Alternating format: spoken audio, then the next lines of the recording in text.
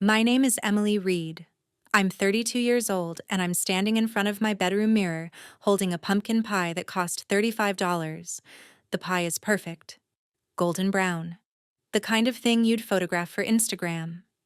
My reflection isn't. My face is the color of old newspaper. Blank. Practiced blank. I've been perfecting this expression for 32 years, but especially for the last 5. The text came through at 4 in the afternoon. From my mother, Linda Reed. Never a phone call. Always a text. Always an order disguised as a request. 6:30 tonight. Bring pumpkin pie and don't make noise about money. That's how my mother talks. Direct. Efficient. Like she's sending a memo to middle management. Which, I suppose, is what her children are to her. Assets to be managed. Numbers on a spreadsheet. I'm a senior accountant at Northfield Supply Company. I've been there for 7 years. I'm good at what I do. Actually, I'm excellent at what I do. I understand numbers. I understand systems. I understand how things should work in theory versus how they actually work in practice. Most people don't grasp that distinction. They think the world operates on principle and fairness. I stopped believing that when I was 19 years old. The drive to my parents' house takes 40 minutes from my apartment in the city.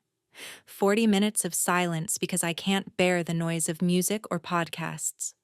40 minutes of watching the suburbs get progressively more manicured, more expensive, more fake. The trees are all the right size. The lawns are all the right color. Everything here looks borrowed. Like someone took a photograph of what success should look like and then Xeroxed it across 5 square miles. My parents' house sits at the end of Maple Drive. Of course it does. It's a colonial revival built in 2004, which somehow makes it look both aggressively new and inexplicably tired. It has white shutters that serve no function. The driveway is the color of money. My mother designed it specifically to tell neighbors something about who we are. What she doesn't understand is that everyone already knows. They know because houses that try this hard to say something are always lying. I pull into the driveway at 6:27 p.m., 3 minutes early, which is my preference. I like to arrive before the emotional momentum builds. I like to observe the scene in its raw state before everyone has adjusted their masks for the evening. The house is already glowing from within. Warm, yellow light. The kind of light that suggests generosity and closeness. The light is lying too. I can hear the voices before I open the front door. My father, Gary Reed, 60 years old, telling some story about the country club. My mother, Linda, laughing on cue. My sister Taylor, who is 29 and who has never worked a day in her life, but somehow has a walk-in closet larger than my bedroom. Brandon Cole, Taylor's boyfriend, who is 31 and drowning in debt, but covers it with expensive cologne and a smile that doesn't reach his eyes. My Uncle Mark, Linda's brother, who works in human resources and who has been sitting in coffee shops with me for the last 6 months, organizing something I'm only beginning to understand myself. And then there's Aunt Carol, Carol Price, my mother's sister, 62 years old, a retired teacher who somehow ended up as the legal representative of our grandmother's trust. That particular detail matters more than anyone in this house realizes yet. I step into the foyer. The house smells like turkey and cinnamon and privilege. My mother appears immediately, as if she has a sensor for the front door. She's wearing a Thanksgiving sweater that probably cost more than my monthly car payment. It's navy blue with gold threading. It says "Grateful" across the front in letters that glitter when she moves. "Emily, darling," she says, kissing the air next to my cheek. "You're early." I'm not early. I'm on time. Being on time is the basic expectation of functional society. But my mother has decided that early is a virtue and on time is a character flaw. This is how she recalibrates reality to fit her narrative. Everyone in this family does it. It's a learned skill passed down like silverware. I brought the pie, I say, handing it to her. She takes it without looking at it. Of course you did. You're so reliable, Emily. Sometimes I worry you're too reliable. Do you know what I mean? Like, you never quite let yourself just exist. You're always performing a function. This is my mother's way of insulating cruelty with concern. She calls you names while asking if you're okay. I've learned to translate her. When she says, too reliable, what she means is insufficiently interesting. When she says, you're always performing a function, what she means is, you bore me. I don't respond because anything I say will be filed away and used as evidence against me later. In my experience, the people who ask you philosophical questions don't actually want your answer. They want the satisfaction of having asked the question. It makes them feel profound. In the dining room, the table is already set. My father sits at the head, naturally. Taylor sits to his immediate right. Brandon sits next to Taylor, and he's already on his third drink based on the way his hand movements are slightly too loose. My mother will sit at the opposite head of the table, a mirror of my father's authority. Aunt Carol will be to my mother's right. And I will sit next to my father, across from my sister, which means I'll spend the entire evening watching her face. This seating arrangement is intentional. Everything in this house is intentional. The proximity is a statement. The distance is a message. We are a family that speaks in spatial relationships. Before we eat, Taylor announces, rising from her chair with a wine glass already in her hand, I wanted to say something. This is how Taylor begins every confrontation, with an announcement, as if what she's about to say is newsworthy, as if the world should stop and listen. My entire life, I have watched people stop and listen. I have watched my parents lean forward. I have watched my father's face arrange itself into an expression of curiosity. I have watched my mother's jaw tighten almost imperceptibly. Stop asking for money, Taylor says. The words fall into the room like stones into still water. I love you. I really do. But honestly, everyone's tired of it. It's becoming a thing.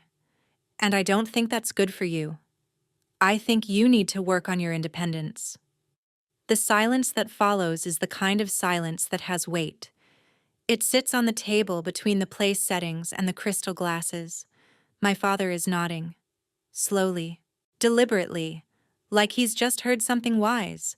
Like my sister hasn't just accused me of something I haven't done in a room full of people, using language that makes her sound concerned while being fundamentally dishonest. I have never asked my sister for money. Not once. What I have done is given her money. Hundreds of times. Thousands of times. I have transferred funds to her checking account because her rent was due and she spent her paycheck on clothes. I have paid her credit card minimums when she was in between jobs, which for Taylor is basically a permanent state. I have helped her out of situations she created through her own choices, and I did all of it voluntarily, eagerly even, because that's what I was raised to believe love looked like. My father, Gary Reed, shifts in his seat. He's constructing his response. I can see it happening. His face is moving through the various expressions he practices in the mirror before important meetings. Concern, thoughtfulness, wisdom. Family helps family, he says, which is his favorite sentence. He's been saying it for 30 years. Family helps family. But what he means is, family helps family as long as the terms are never articulated and the debt is never acknowledged, and the person giving help never, ever asks for the same in return. What he means is, family helps family while maintaining the strict hierarchy we've all agreed to pretend doesn't exist. But Emily, he continues, and my mother is nodding now too, you can't let yourself become dependent. That's not healthy. You're a woman in her 30s. You should be self-sufficient. I have, in fact, been self-sufficient for the entire duration of my adult life. I put myself through college. I work full-time. I pay my taxes. I have savings. I have a retirement account. I have never missed a payment on anything that's actually in my name. But my parents have decided that because I occasionally help my sister, I am somehow the broken one in this dynamic. They have rewritten the narrative until up is down and the person who gives is the person who takes. I place my napkin in my lap. I pick up my water glass. I smile the smile I've been perfecting since I was 12 years old. The smile that says I'm fine, that I'm listening, that nothing is wrong, that I'm not sitting in this room mentally cataloging every lie being told about me. You're right, I say to my father. I should be more careful. Taylor visibly relaxes. She thinks she's won. That's the thing about people like my sister. They think confrontation is a game with a winner and a loser. They think if they can make you agree with them, they've successfully convinced you. They don't understand that some of us have learned to agree with anything if it means the conversation ends faster. I'm glad we could talk about this, my father says. He reaches over and pats my hand like I'm a dog that's just been scolded and needs reassurance. I know these things aren't easy, but your mother and I just want what's best for you. What he means is, your mother and I want you to remain silent about the dysfunction we've created so that we can all continue to pretend we're a normal family. Dinner proceeds. There is turkey and stuffing and something my mother calls elevated mashed potatoes, which is just regular mashed potatoes with truffle oil. There is wine that my father says is from a small vineyard in California that most people don't know about, which is his way of saying it costs too much money and he wants credit for discovering it. There are conversations about people I don't know and situations I don't care about. There is the sound of cutlery against china. There is the subtle competition between my mother and Aunt Carol about whose recent vacation was more interesting. There is Brandon's phone buzzing on the table, and his face going slightly paler each time he glances at it. I watch all of this. I document it mentally. I take notes that will later become evidence.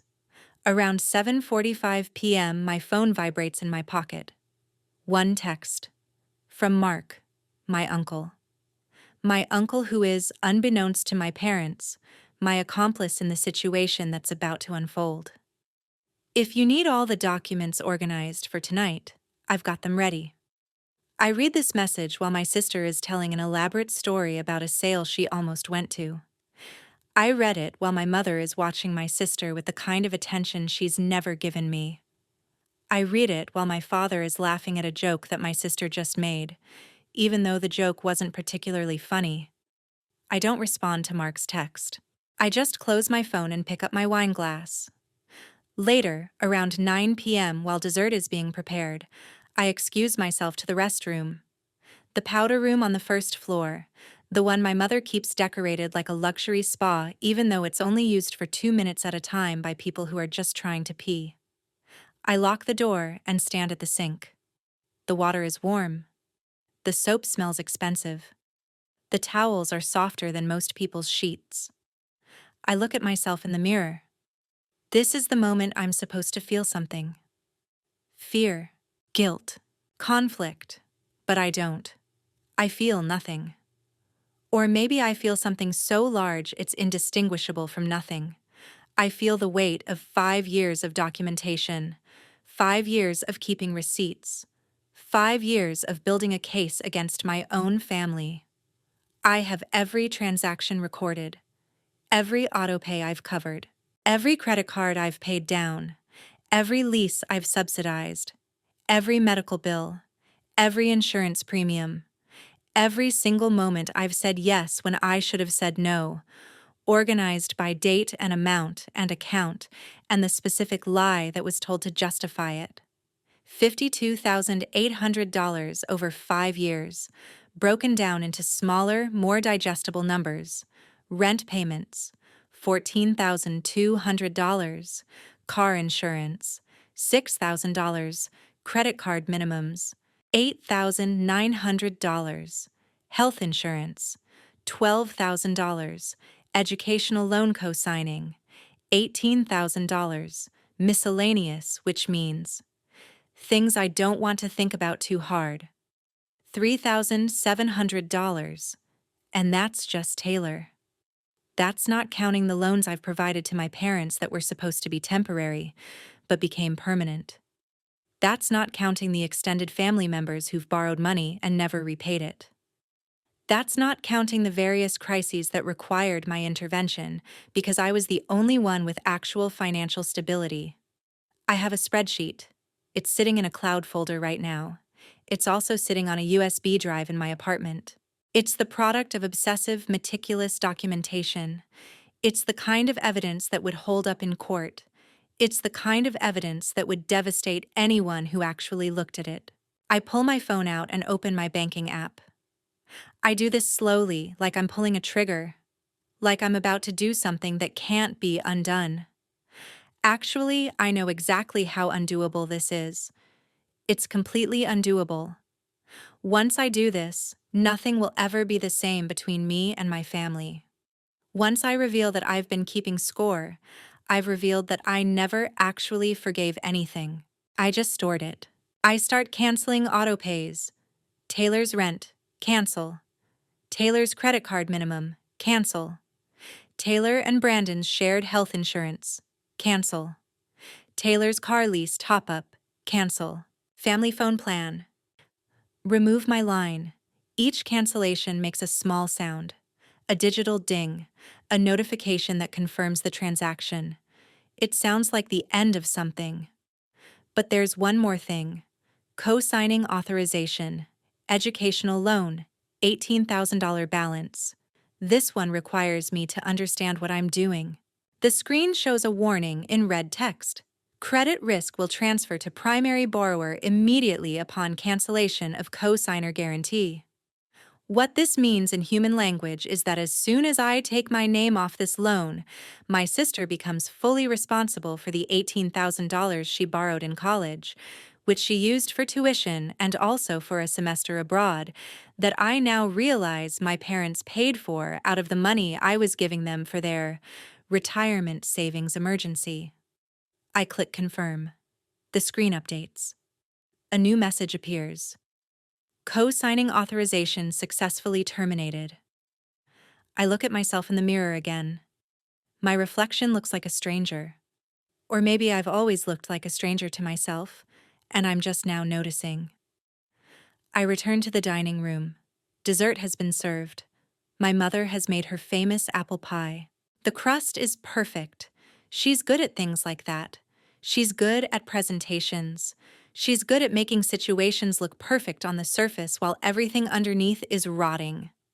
I sit down. Nobody notices that I've been gone. Nobody asks where I went. That's how invisible you become in families like mine. You disappear, and nobody says anything. The evening continues for another hour. More wine, more stories. My father tells the same story he tells every year about the time he almost made a deal that would have made him a millionaire. Taylor laughs at exactly the right moments. My mother discusses the new landscaping plans. Brandon checks his phone 6 more times, and each time his face gets a little grayer. Around 10 p.m., I decide I'm leaving. I have to get home, I tell my mother. Early morning tomorrow. She doesn't argue. Drive safe, darling. This is what I hate most about my mother, the politeness, the way she can be fundamentally cruel while maintaining perfect etiquette. Like evil is only evil if it's rude. On the drive home, I don't put on music or podcasts. I sit in the silence, and I think about what happens next. Tomorrow, my sister will wake up and discover that her rent payment didn't go through. She'll call me. Or maybe she'll call my parents first. By tomorrow night, everyone will know what I've done.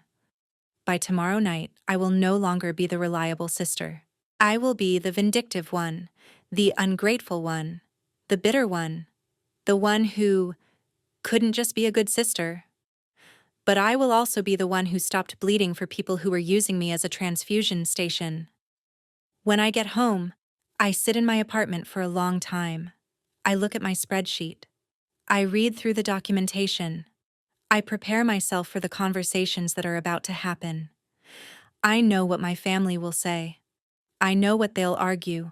I know what they'll use against me. I know they'll say I'm being cruel. I know they'll say I'm mentally unwell. I know they'll say I never loved them if I could do something like this. And I know I'm about to show them that they were never actually my responsibility, but I've been paying for them like they were. The pie I brought to dinner is probably still sitting on the kitchen counter at my parents' house. Nobody touched it because my mother made her own pie, and my mother's pie is always better, even when it's not. That pie will probably be thrown away tomorrow. All that effort, all that cost, all that attempt to fit in and be part of something. I think about throwing things away, and I think about what I'm about to throw away, and I go to bed knowing that tomorrow, everything changes. The next morning, at exactly 8:47 a.m., my phone rings. It's my mother. I let it go to voicemail. I know what's coming, and I want to experience it on my own terms. I want to control the timing. That's the thing about having a plan. You get to choose when people find out about it, and that choice gives you the only power you'll ever have in situations like this. 23 minutes later, my mother calls again. This time, I answer. "Emily, there's an issue," she says, and her voice has that particular quality it takes on when something has gone wrong, and she's trying to remain composed while also being furious. "Taylor says your name has been taken off some accounts." "My name has been taken off the accounts I was paying for," I say calmly. "That's technically removing my money, not her access. If I was paying for them, they shouldn't have my name as a safety net." There's a pause. I can hear her breathing. I can imagine her standing in her kitchen, looking out at the backyard she paid for with money that came from accounts like mine. "Emily, what did you do?" I stopped. Stopped what? Everything. The rent, the insurance, the credit cards, the phone plan, all of it. Another pause. This one is longer. This one is the pause where she's trying to figure out how to frame this in a way that makes me the villain instead of the victim. "Your sister is having a breakdown," my mother finally says. "The landlord called her. The credit card company called her. Brandon doesn't have health insurance now. Do you understand what you've done?" Yes. I understand exactly what I've done. I have, essentially, held up a mirror to the family and forced them to look at the reflection without being able to reframe it or explain it away. I've taken all of the invisible labor I've been doing for 5 years and made it suddenly and undeniably visible. "I understand completely," I say. "Then you should be ashamed of yourself." "I'm not," I tell her. "I should have been ashamed years ago. I'm not going to be ashamed now." She hangs up without saying goodbye. She just ends the call. Like ending the call is the same as ending the conversation. Like refusing to listen is the same as not having anything to hear. For the next 2 hours, my phone becomes a mechanism of chaos. Text messages, missed calls, emails. My father. "This is beneath you." My sister. "I don't understand how you could do this to me after everything." Brandon. "I thought we were friends." Nobody uses those magical words, though. Nobody says, "After everything you've done for us," or "after all the money you gave us." It's like the money never happened. It's like I made it all up.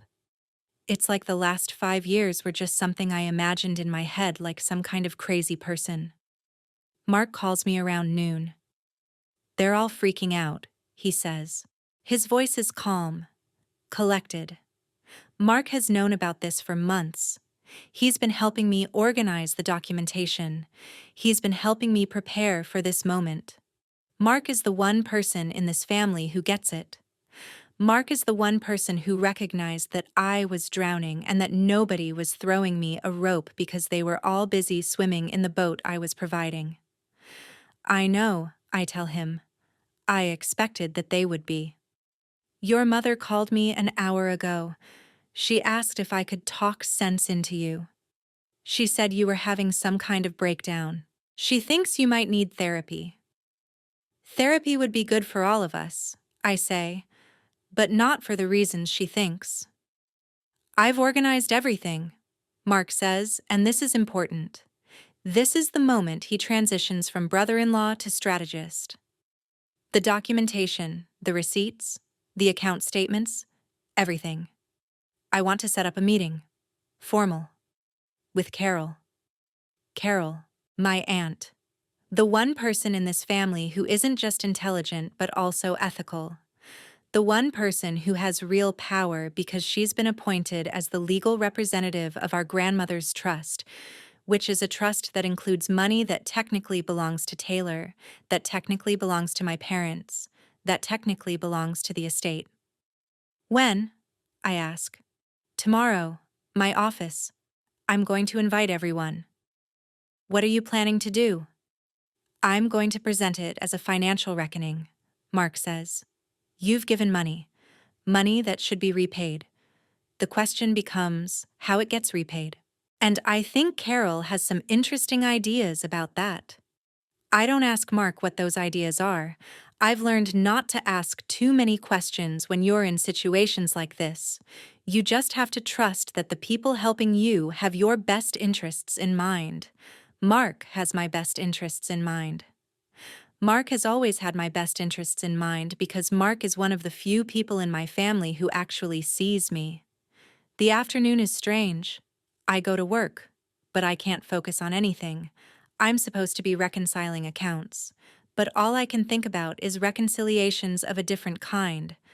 I'm supposed to be analyzing spreadsheets, but all I can think about is the spreadsheet I've created about my own life. My coworker Jennifer asks if I'm okay. I just did something that's going to make a lot of people very angry, I tell her. Good, she says, and she means it. Jennifer has heard stories. Not many, but enough. Sometimes people need to be angry to start being honest. The evening comes and goes. I eat dinner. I don't taste it. I watch television. I don't see it. I'm waiting for the next phase to begin, and the waiting is the worst part, because it's just you alone with what you've done, and no ability to change it anymore. Around 8 p.m., my sister calls me. Emily, she says, and her voice is different. It's small. It's scared. What's happening? Mom and Dad are saying something about a meeting tomorrow. They're saying you've done something that's going to change everything. I could soften this. I could make it easier for her. I could say, it's going to be fine. I'm sorry. I shouldn't have done this without talking to you first. I could do that thing that people like me do, where we take on the emotional labor of making other people feel better about something they did to us. But I don't. I've stopped paying for your life, I tell her. And tomorrow, we're going to talk about how you're going to start paying for it yourself. Emily, I don't have that kind of money. I can't. I know, I say. I know you can't. That's the problem. You can't afford your life. But you've been living it anyway, and I've been working 3 jobs worth of income to pay for it. I'm exaggerating slightly. I work 1 job. But I have that job. And then I have the job of keeping my family together, and then I have the job of pretending everything is fine when nothing is fine. So technically, I do work multiple jobs. Are you leaving me? Taylor asks. And this is the question she asks the way someone asks, are you dying? Like it's the most fundamental thing she can imagine. Like the only thing that matters is whether I'm going to continue to be available to her. I'm leaving the situation, I tell her. I don't know what I'm doing about you yet. She cries after that. She actually cries. And some part of me, some deeply compromised part of me, wants to comfort her. Wants to say, I'm sorry, I'm so sorry. I didn't mean to upset you. But I know where that leads. It leads back to the beginning. It leads back to me paying for her life while she cries about how hard her life is. So, I don't comfort her. I just listen to her cry, and I know that this is what it sounds like when someone is finally experiencing consequences. The meeting is scheduled for 10 a.m. the next day. Mark's office is downtown, in a professional building that smells like coffee and quiet ambition. The conference room is large and cold and very aggressively neutral. There are no personal touches, no photos, no indication that anything human has ever happened in this space. It's the kind of room designed for difficult conversations to be had without any warmth softening them. My family arrives in waves, my parents first. My father is wearing a suit, which means he's treating this like a negotiation. My mother is wearing her composed face, which means she's treating this like a threat. Neither of them looks at me directly. It's like I've become someone they can sense, but not quite acknowledge. Taylor and Brandon arrive next. Taylor has been crying. Her eyes are red and her face is puffy, and she's moving with the deliberate slowness of someone who's been hurt. Brandon looks worse. He looks like someone who's just found out that the safety net he was relying on has been taken away, and he's now falling in slow motion, very aware of what's coming, but unable to stop it. Finally, Aunt Carol. Carol Price walks into that conference room like she's walking into battle, and I realize something in that moment. I realize that Carol has been waiting for this her entire life. Carol has been waiting for one of us to finally stand up and tell the truth, because Carol is the kind of person who can't tell the truth while everyone else is lying. It's like the lie creates a force field around her that prevents her from being able to speak. Mark starts by placing documents on the table. He does it slowly and deliberately, like he's placing cards in a game of poker, where the stakes are someone's entire life. These are Emily's financial statements for the last 5 years. He says, these are the accounts she's maintained for Taylor. These are the payments she's made. These are the commitments she's honored. These are the people she's supported. My mother reaches for one of the documents, but Mark gently moves it out of her reach. I need you to listen first, he says. And there's something in his voice that makes everyone in the room stop moving. He goes through it methodically. The rent payments, the insurance premiums, the credit card minimums, the phone bills, the educational loan that Emily co-signed because Taylor wanted to study abroad for a semester. It takes him about 20 minutes to lay it all out. And in that 20 minutes, you can watch my family's faces process the fact that they've been lying to themselves about what Emily has actually been doing. By the time he finishes, he's laid out a total of $52,800. That doesn't include the educational loan co-signing, which adds another $18,000 to Emily's financial exposure. Mark says. He taps the papers. That's $70,000. Over the last 5 years. Gary, my father, shifts in his chair. Emily is our daughter. Of course we help each other. Emily isn't being helped, Mark says, and his voice is very cold. Emily is being used, and the documentation shows that consciously and repeatedly. That's not fair, Taylor says, and her voice is shaking. I never asked Emily to do all of that. You received the payments, though, Mark says. You spent the money. You allowed Emily to pay for your life while she continued to work full-time and maintain her own household. The fact that you didn't explicitly ask doesn't matter. You were happy to receive it. We've tried to teach Emily about financial independence. Linda, my mother says, and her voice is using that particular quality that suggests she's about to manipulate language to reorganize reality. We've tried to show her that she shouldn't be so generous, Mark interrupts. You've tried to show her that she shouldn't be so generous while simultaneously receiving $70,000 of her generosity. That's not a lesson in financial independence. That's hypocrisy. It's quiet in the room. Aunt Carol clears her throat. I have a legal document I'd like to discuss. Carol says, and she pulls out a folder. Inside the folder is a copy of my grandmother's will. My grandmother died 5 years ago. My grandmother was wise about money. My grandmother loved all of us, but she was particularly careful about money. Your mother, my sister Emily, left instructions regarding the family trust, Carol says, looking directly at Linda and Gary. The instructions were that the trust should be managed carefully, and that if any disputes regarding allocation of funds arose, the co-manager, myself, should have the authority to freeze the account pending resolution of the dispute. Gary stands up. This is ridiculous. This is family money. No, Carol says, and her voice is very firm. This is money that your mother left for her descendants, and right now, those descendants include someone who is being financially exploited by other descendants, and I'm not comfortable allowing that to continue. What does that mean? Linda asks, and her voice is very small. It means, Carol says, that as of this moment, I am freezing access to the portion of the trust allocated to Taylor. I'm also freezing access to the contingency funds allocated to you and Gary. That money will not be accessible until Emily has been made whole. The room explodes. Not literally, but every person in that room experiences the sensation of walls collapsing inward. My father is shouting about rights and family and betrayal. My mother is crying in a way that seems performative, designed to make you feel guilty for holding her accountable. Taylor is hitting the table with her fists. Brandon just stands there, and I watch his face, and I understand something. I understand that Brandon knows this is real.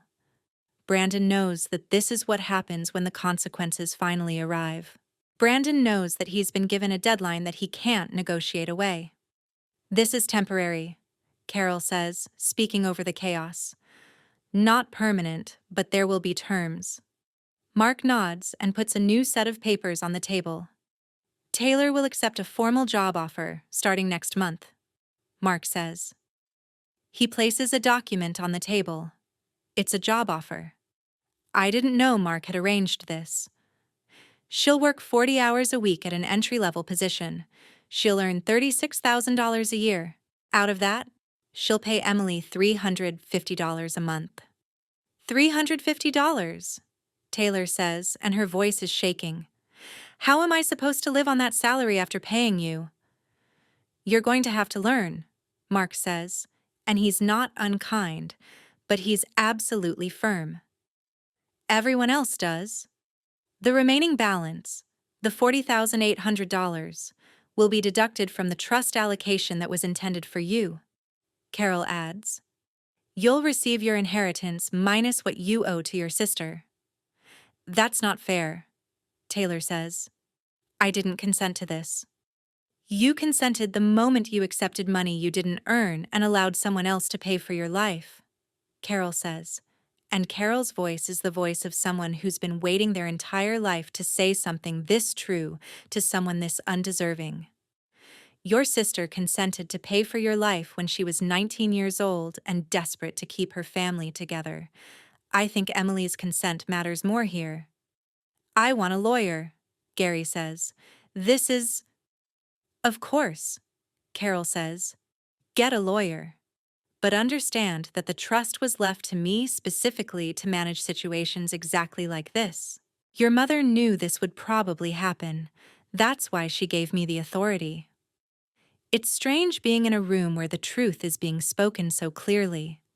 It's strange being in a room where no one is allowed to reframe it or soften it or put it in more palatable language. It's strange being in a room where someone is, for the first time in my entire life, holding my family accountable for being cruel. My mother looks at me. How could you do this? She asks, and her voice is breaking. How could I do what? I ask. Tell the truth? Show documentation? Stop lying? You betrayed us. I didn't betray you, I say. I protected myself. There's a difference. Gary is still arguing with Carol about the legality of the situation, But Carol is just sitting there, calm as stone, explaining that my grandmother's will is very specific and very clear, and that she's been waiting for the right moment to invoke these powers, and this is, without question, that moment. It takes about an hour for my family to understand that this is actually happening, that this isn't a negotiation or a discussion or something that can be reframed, that the money is frozen and the job is real, and Emily's financial exploitation is officially over. By the time we leave that meeting, nobody is speaking to me. My father hasn't looked at me in 40 minutes. My mother is on her phone, probably calling lawyers. Taylor has taken herself to the bathroom and locked the door. Only Brandon approaches me as I'm gathering my things. I heard some of the conversations," he says quietly. "The ones I wasn't supposed to hear. Taylor said something to her friends about how you'd never actually leave her, about how you were trained to take care of her, about how you'd eventually give in." "Did she now?" I ask. "Yeah," Brandon says. "I want you to know that I told her she was wrong. I told her that everyone has a breaking point, even people who are really good at ignoring their own needs." "Thank you for that," I tell him. "I'm sorry I didn't say something earlier," Brandon says. "I knew something was wrong. I was in it, you know? I was receiving the benefits. It's hard to recognize that you're part of someone else's suffering when that suffering is making your life easier. This is the most honest thing anyone in my family has said to me in 5 years. I'm going to get help," Brandon continues. "I'm going to get a job. I'm going to figure out my debt situation. And maybe I can actually be a decent boyfriend to Taylor, instead of just riding on her coattails and her family's dysfunction." I nod because I don't know what to say to someone who is choosing to be better right in front of me. As I'm leaving the conference room, Mark catches up to me. "You okay?" he asks. "I don't know," I tell him honestly. "I thought I'd feel relief. I thought I'd feel vindicated. I thought I'd feel something clear. And I feel everything at once. I feel relief and guilt and sadness and vindication and anger and grief. I feel like I just set my family on fire, and I'm not sure if I'm celebrating the end of something or mourning it." "You're mourning," Mark says. "That's the healthy response. If you were celebrating, that would mean you wanted them to suffer. But you don't want them to suffer. You just want them to stop using you." The days after the meeting are strange. It's like the world has reorganized itself in the 5 hours that meeting took place. Things that were solid are now liquid. Things that were true are now questionable. I go to work and I do my job, and I don't tell anyone what happened, because this is the kind of family drama that people don't understand unless they've lived it. My phone is a constant stream of messages that I mostly don't read. My mother, in a text, "I can't believe my own daughter is being so vindictive." My father, in an email, "I'm very disappointed in your behavior." My sister, in a voicemail, I'm having a hard time, and you're making it worse." I don't respond to any of them. Mark had explained in very clear terms that any communication I have with my family right now can and will be used against me. That anything I say can be reframed and repackaged as additional evidence that I'm the problem. So I stay silent. I exist in my own space, and I don't validate their narrative by responding to it. Aunt Carol calls me on Wednesday. "I wanted to check on you," she says. She has that particular quality in her voice that suggests she understands weight. "I'm managing," I tell her. "They're telling people you have a personality disorder," Carol says, just stating facts. "Your mother is telling her book club that you've always been unstable. Your father is claiming that you manipulated me into using my authority. Taylor is posting things on social media about how betrayed she feels." "I know," I tell her. "Doesn't that bother you?" "It does," I admit. "But not in the way they'd like it to bother me." They want me to care so much about their perception of me that I backtrack and apologize and offer to help them feel better. But I'm not going to do that. Their perception of me stopped mattering when I understood that their perception was based on a lie. Carol is quiet for a moment. Your grandmother had the same experience, Carol says. She gave money to your mother for years, decades actually. And at some point, your grandmother realized that your mother had confused generosity with obligation. Your grandmother set a boundary. Your mother hasn't forgiven her. And now I think your mother is going to spend the rest of her life not forgiving you. That's sad, I say. It is sad, Carol agrees. But it's not your responsibility to fix it. That's the most important thing you're going to learn from this. It's not your responsibility to fix things that other people break and then pretend are broken. Over the course of the next week, things begin to shift in small ways. Taylor gets the job that Mark arranged. She actually shows up on Monday morning at 8 a.m., wearing a blazer she clearly rented and shoes that are clearly uncomfortable. I don't hear about this from Taylor. I hear about it from Mark, who heard about it from Carol, who heard about it from someone at the office. This game of telephone is how my family now communicates. Nobody talks directly to anyone. Everything is filtered. The first payment from Taylor arrives in my account on the first of the following month. $350. It's deposited electronically, no note attached. But it exists. It's proof that something changed. It's proof that my sister is, in fact, capable of paying me back. She was always capable. She just never had a reason to try. My parents, according to Mark, have hired a lawyer. The lawyer has apparently reviewed the trust documents and informed them that Aunt Carol is, in fact, within her legal authority to freeze the accounts. The lawyer also informed them that the trust is, technically, written in a way that protects Emily from this exact situation ever happening again. My grandmother, it turns out, was smarter about people than any of us realized. Brandon actually calls me. Not texts, not emails, but uses his voice to talk to me. I got a job, he tells me. It's nothing fancy. It's at a warehouse. It's physical work. But I'm making money and I'm not in the shadow of anyone else's income. That's good, I tell him. That's really good. I'm also starting to understand what I did, Brandon says. Like, really understand it. Not just understand it in the abstract way where you know something is wrong, but don't feel like it matters. I understood that I was being subsidized by someone else's labor, and I understood that I was okay with that as long as I didn't have to think about it. A lot of people are like that, I tell him. Yeah, but I don't want to be anymore, Brandon says. And I wanted to apologize to you, directly, without my girlfriend there to try to make me seem less bad than I was. I appreciate that, I tell him. How are you doing? Brandon asks. I don't know, I tell him honestly.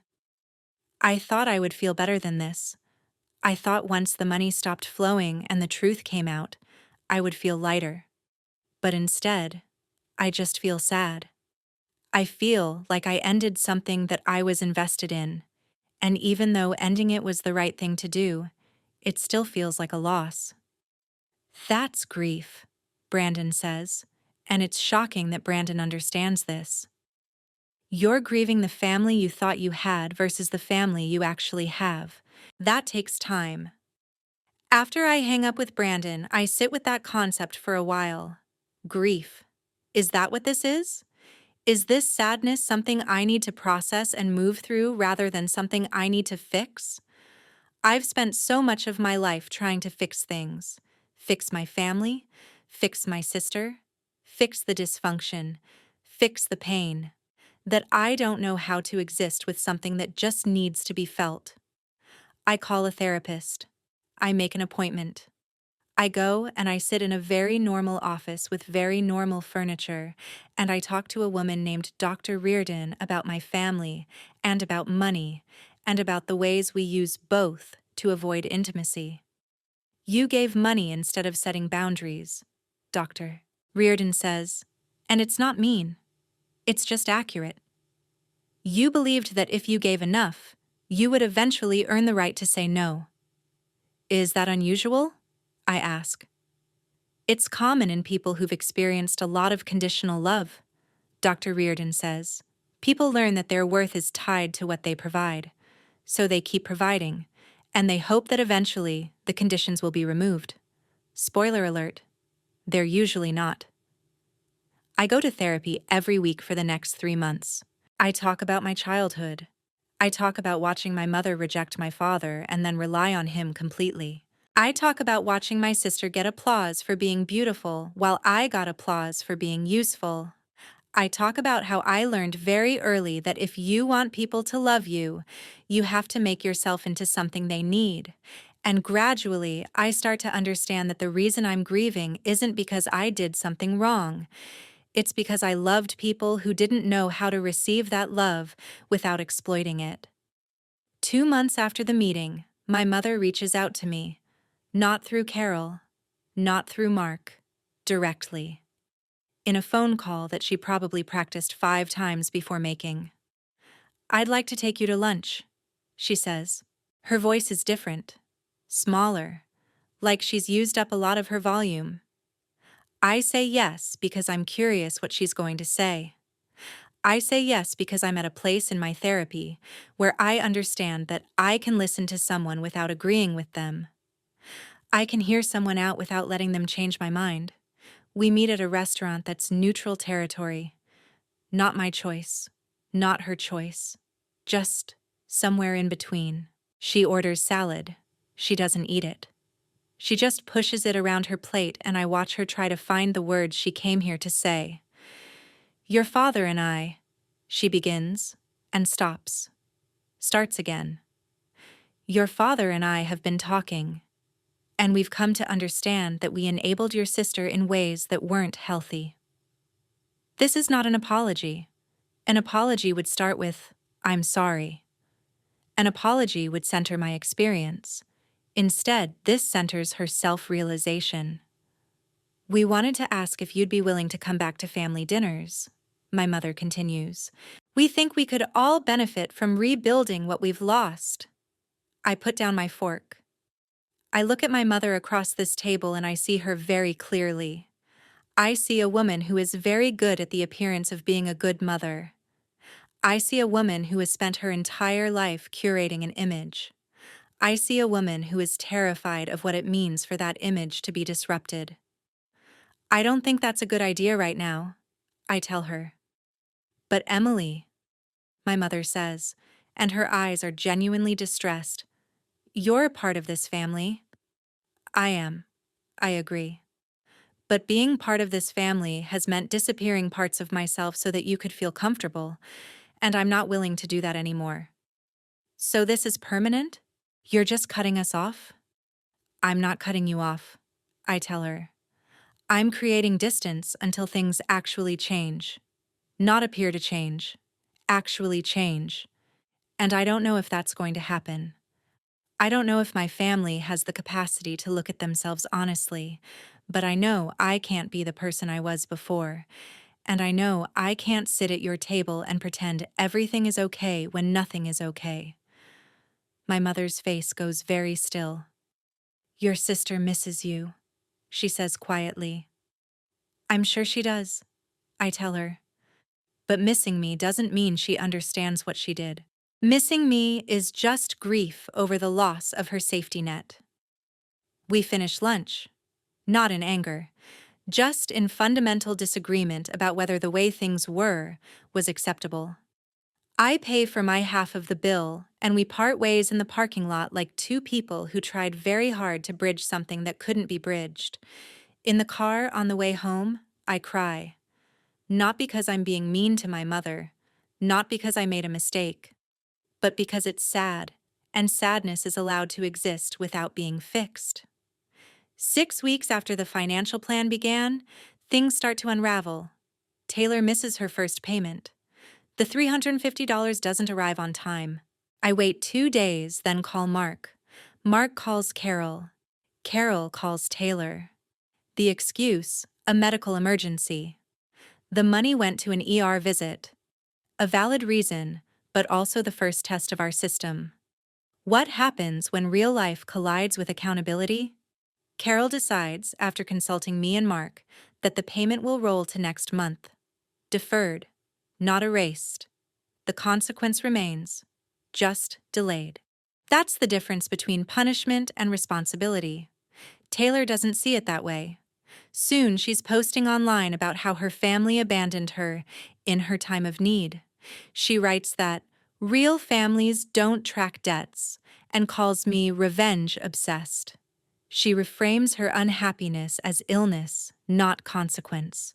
Within weeks, people start looking at me differently, coworkers, neighbors, all wondering if I'm really the villain of Taylor's story. Then Brandon shows up one Tuesday night with a box of papers. "She's changing the story," he says. Inside are printed emails and texts, proof Taylor's been rewriting events, telling our parents she was trapped, manipulated, emotionally abused by me. "She believes it now," Brandon says. "I tried reminding her of the meeting, but she's rewritten everything." "People do that," I tell him. "They rewrite the story if truth feels too painful." "What will you do?" "Nothing," I say. "Let her tell it. Let them believe it." Convincing them would just repeat the same cycle. Me managing everyone's emotions. Brandon looks relieved, maybe because I'm not turning this into a crusade for vindication. I give him a therapist's number, someone specializing in family dynamics. "It might help," I say. "Understand why you accepted what wasn't yours to accept." He nods. By month 3, Taylor skips family dinners. By month 4, she ignores calls. By month 5, Mom calls me in a panic. Taylor's stopped paying, stopped working, barely leaves her apartment. "Where's Brandon?" I ask. "He left," Mom says. "He couldn't keep pretending it was his job to save her." Brandon later calls to confirm. I tell him leaving was responsible. Mom pleads, "Can you check on her? Maybe she'll talk to you." Her voice sounds small, like before the meeting. I hesitate. Going back means risking the old pattern, but I agree, with boundaries. Taylor's apartment is 15 minutes away, one I helped pay for. It's too nice for someone unemployed. The doorman recognizes me. "She hasn't looked great lately," he says quietly. I let myself in. No knocking. Maybe it's anger. Maybe it's the residue of ownership, of still feeling responsible. Taylor's in bed at 2 p.m. on a Tuesday. The place is a mess. Dishes, clothes, the evidence of surrender. "Emily," she whispers, dazed. I sit beside her. "I'm not here to rescue you," I say. Mom asked me to check in. That's all." "I can't do it," she sobs. "I can't face people. I can't go to work. I can't." "Stop," I say firmly. "Stop making it about your shame. That's just centering your feelings again. The question is whether you'll take responsibility." "I am," she insists. "I missed the payment because of the emergency and I can't afford—" "You can," I interrupt. "You just can't afford it while keeping the lifestyle. You have to choose. The apartment, or the manicures, the subscriptions or stability. You can't have everything anymore." "This is impossible," she cries. "No," I say. "It's adulthood. We make sacrifices because choices define what matters." She looks up. "How did you do it? Live with less?" "I didn't want to," I tell her. "I had to.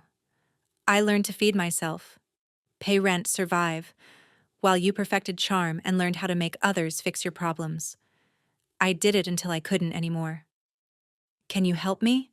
Just this once?" And here's the fork in the road, the familiar pull to step back into the savior role. But I know where that leads. "No," I say softly. "What I can do is give you 2 numbers, a therapist and a financial counselor. What I can do is show you that going backward isn't an option. You're capable, Taylor, but I can't do it for you.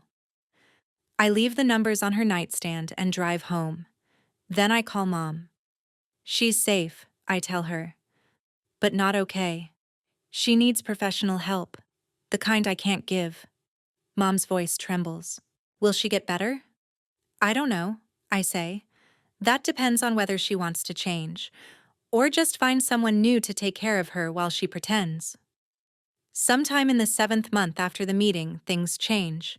Not dramatically, but genuinely. Taylor gets a night shift job at a coffee shop while keeping her warehouse work. She moves into a smaller apartment, not by choice, but necessity. Aunt Carol confirms all finances are in order. Taylor is paying me back, learning that her life is her own responsibility. Mark asks me to coffee. He looks tired, still dealing with the family fallout. Your parents are in therapy, he says. Your mother insisted.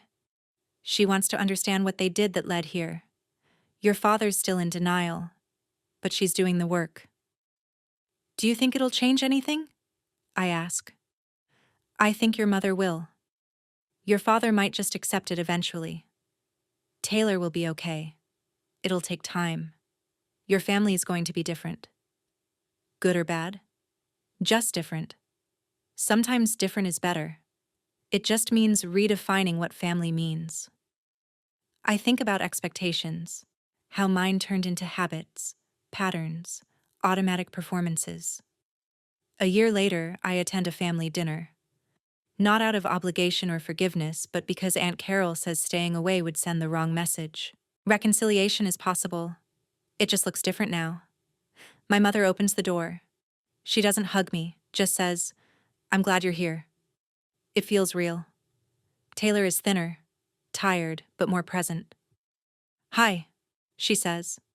"Hi," I reply. No tears, no promises. Just two people existing at the same table, aware that something fundamental has changed. My father watches quietly, trying to see things from a place beyond himself. It's imperfect, but it's effort. Dinner is quieter, more real. "I'm sorry," Taylor says suddenly. "I know," I answer. "I understand now. What I did. That I took advantage of you. I'm trying not to hate myself, but I know hating won't fix anything." "It won't," I agree. "Can we rebuild?" she asks. "I think we can have something," I say. "But it'll be different, more equal." That might feel strange for both of us. After dinner, I help my mother with dishes, out of genuine kindness, not learned duty. "We realized we raised you to believe your value was in what you gave," she says. "That wasn't what we wanted." "I'm learning I matter," I tell her. "It's taking time." Driving home, I think about how money isn't really about money. It's about power, love, and learning to let others fail without rescuing them. I think about the spreadsheet still on my computer. I could delete it, but I won't. It's proof of when I stopped confusing boundaries with identity. The glass my sister threw, "Family helps family," was replaced, but no one uses it. It stays in the cabinet, a reminder of what happens when help becomes transaction. I pour a glass of water. No wine, no ritual, just water. The moonlight hits the street. Ordinary, not magical. Sometimes things are just what they are. Sometimes grace is simple honesty. My phone buzzes. Brandon texts. "I'm almost 18 months sober. Not just from alcohol, but from needing others to define me. I wouldn't have understood that without you." I don't reply. I just sit with it. My breaking point might have been someone else's beginning. Sometimes love means saying no. Sometimes the kindest act is refusing to be responsible for another life at the cost of your own. The voice in my head, the one equating love with sacrifice, is quieter now. Maybe that's the real moonlight, the inner light that appears when you stop living for everyone else. I finish my water, put the glass away, and sleep deeply. No dreams of fixing anyone. The gratitude that wasn't on the bill exists now, in my boundaries, in my understanding that I matter, in choosing people who choose me freely. Numbers don't know shame, only people do. When truth finally speaks, it speaks in the only language real family understands: honesty. The help you give should never cost you more than you can afford. When it does, that's when you learn to say, "No more." I'm Emily Reed. I was 32 when I finally became visible to my family, not by demanding it, but by stopping my own disappearance. The thanks that wasn't on the bill is everywhere now, in my sister's repayments, my parents' therapy, and every boundary I hold. Because boundaries aren't cruelty, they're truth, and truth is the only language love can actually speak.